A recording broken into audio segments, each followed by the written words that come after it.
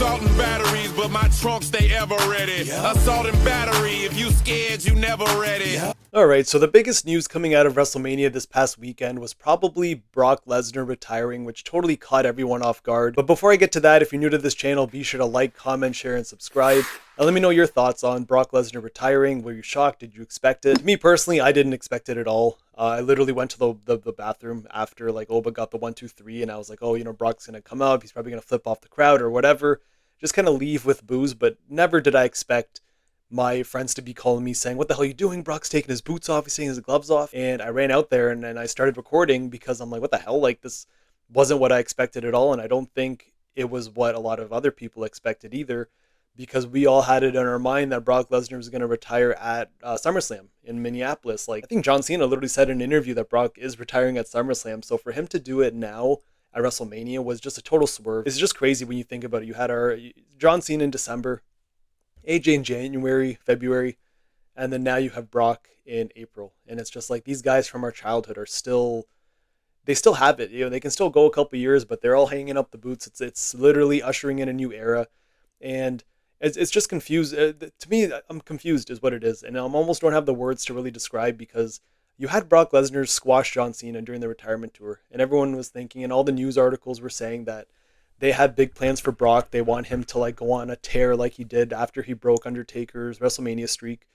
He might even have a title run in him or whatever, which made sense. Okay, John Cena's on his retirement tour. Everyone thinks it's going to be this old happy thing. And here comes the Beast. Here comes, basically Goro to Johnny Cage, whatever. He's going to squash him. He's going to kill him. And like, what happened, right? So he killed him. Nothing really happens after Brock. He goes into the Royal Rumble, gets eliminated, very nonchalantly, I may add.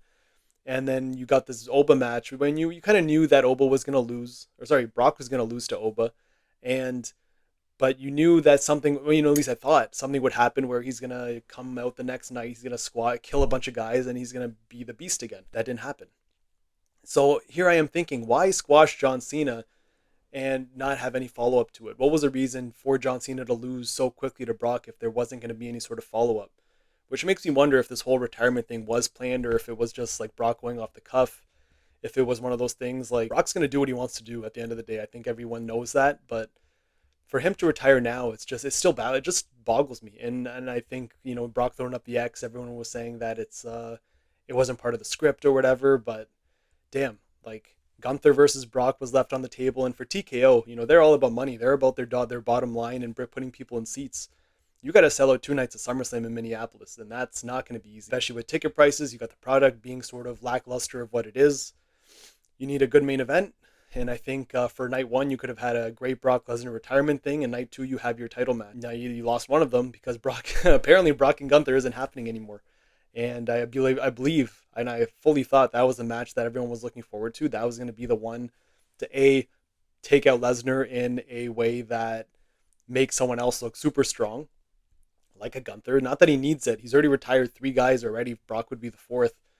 But the career killer, right? That's what you want to build towards. And making Gunther that incredible, unstoppable force, Brock would have been the guy. I guess they have other plans. And, he's been around forever. Brock's done his time. 2002, left 2 years later. But since 2012, he's been on a tear. I was there when he returned at the night after WrestleMania 28. Craziest thing I've ever seen live. It was shocking, whatever.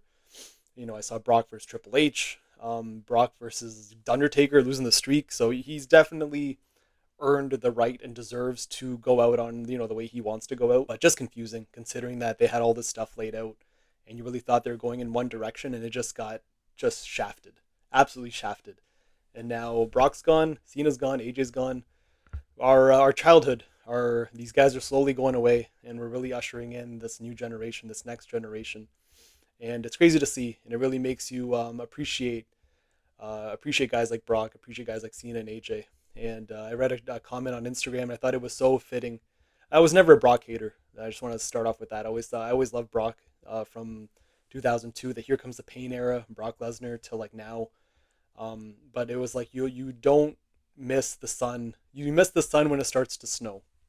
And I think now, there's a snowstorm coming, and you are going to miss Brock, because these big guys are not a thing anymore. Now wrestling has changed to be more of the Javon Evans and your very average looking guys. Not Sami Zayn average. Sami Zayn's a little bit below average looking guys, but you know, you're Javon Evans, you're kind of your average looking dudes. So to see two monsters like Oba and Brock go at it at WrestleMania, that's why everyone loved it. Everyone loves two big guys just going and beating the shit out of each other. Brock was the epitome of a big man. So probably one of the best big men of all time. Sad to see Brock go, but you know, I think we all wish him all the best. And that's it.